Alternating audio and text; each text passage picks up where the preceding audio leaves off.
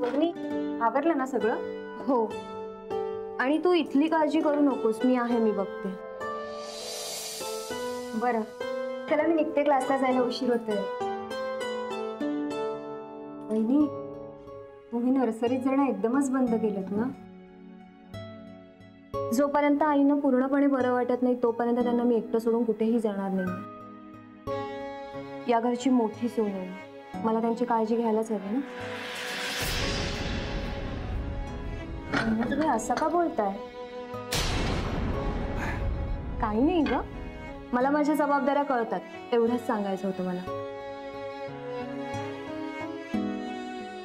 बाळू दादा, इथलं सगळं आवरून घ्या तुम्ही, मी आईंची रूम आवरून येते. हो हो, मी येते. काय झाले निलिमा वहिनींना? बाईसाहेबांची नाटकं खरी वाटायला लागली की काय यांना? तर बाळू दादा येते मी. बाळू दादा, लक्ष कुठे? नाही, काही नाही, या ना तुम्ही सोनांजीताई, सांभाळून जा. हो.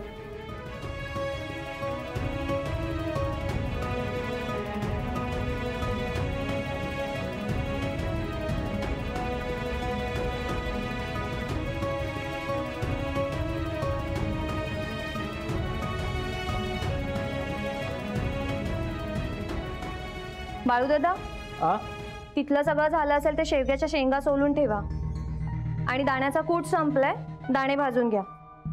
बर. वहिनी, भाजी कसली करायची?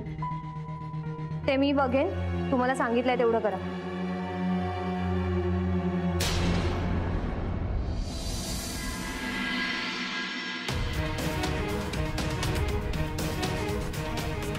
संपदा,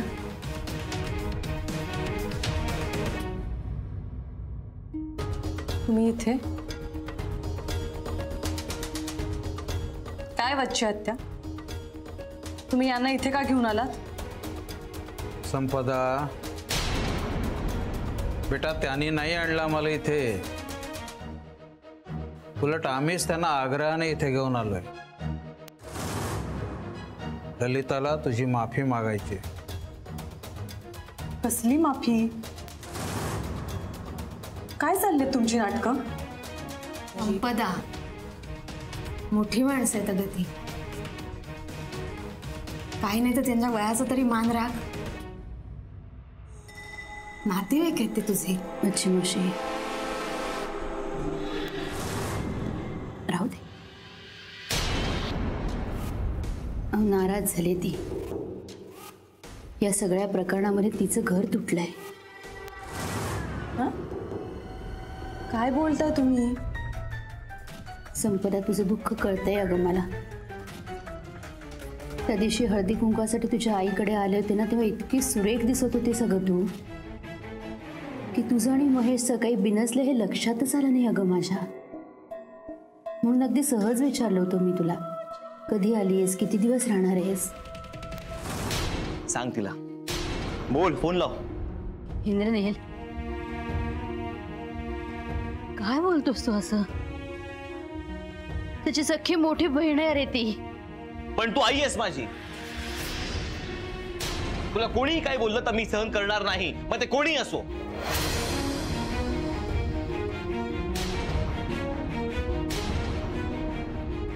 आणि हिचं बोलणं तर अजिबात सहन करणार नाही.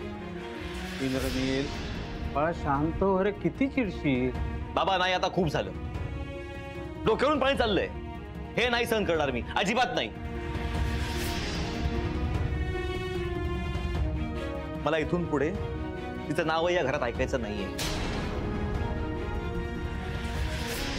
इथून पुढे आपल्यापैकी कोणीही संपदाशी संबंध ठेवणार नाही, खास करून तू. तुला कळतंय मी काय बोलतोय ते? तुझी बहीण जरी असली तरी तुझा आणि तिचा संबंध आता संपला. तिचं नाव पण काढायचं नाही या घरात, कळलं? मला आता कळतंय देशपांडेंनी घराबाहेर का काढलं तिला. लायकीने तिची घरात ठेवण्याची.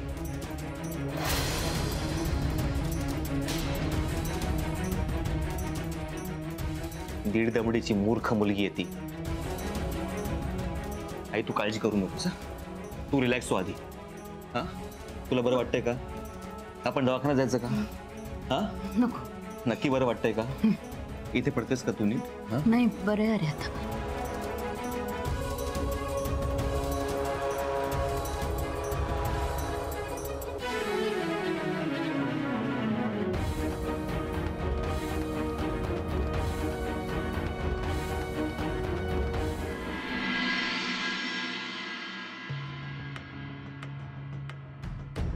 अगं तिची लायकी कळलीच, पण आपल्या लायकीचं काय?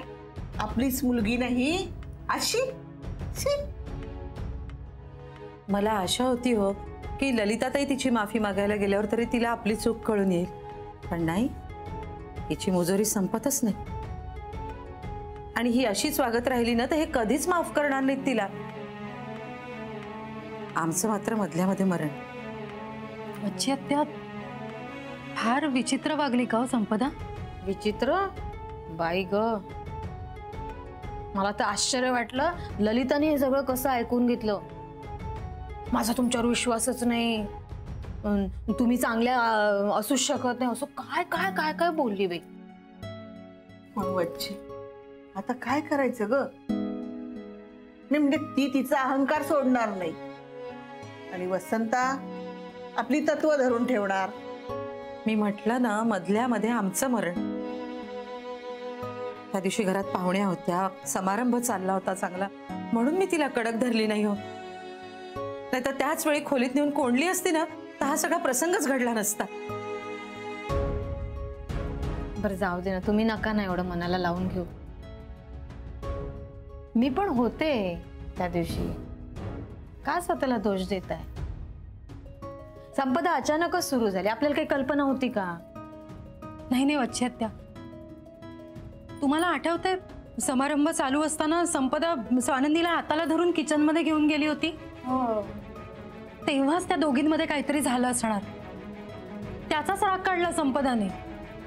काय होणार दोघींच्या मध्ये? प्रत्येक वेळा तिच्या समोर नमतच घेत असते माझी स्वानंदी. खरं. आणि मला ना आश्चर्यच वाटतंय संपदाचं. म्हणजे इतक्या बायकांसमोर वाटेल तसं बोलण्या अगोदर तिने हाही विचार केला नाही की त्या बायकांनंतर आपल्याला काय बोलतील. पण काय झालं? सगळ्या बायका ललिताबाईंची माफी मागून गेल्या, पण हिचा तुसडा स्वभाव बदलणार आहे का? सडा कसला म्हणायचा? पोरकटपणा आहे हा.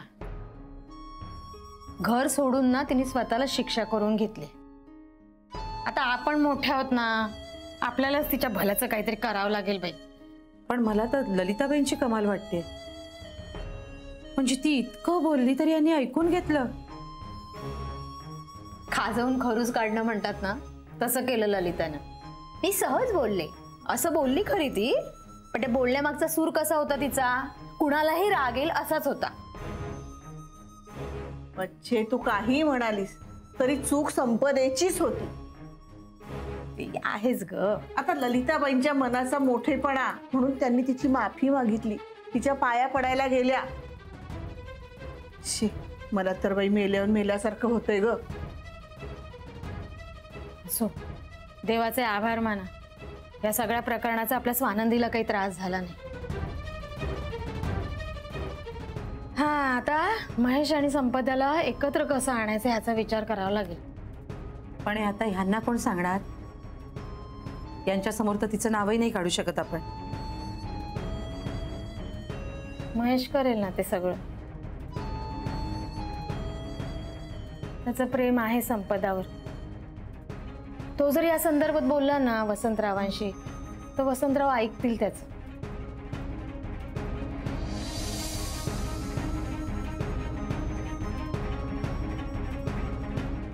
तुम्ही दिलेली आयडिया मला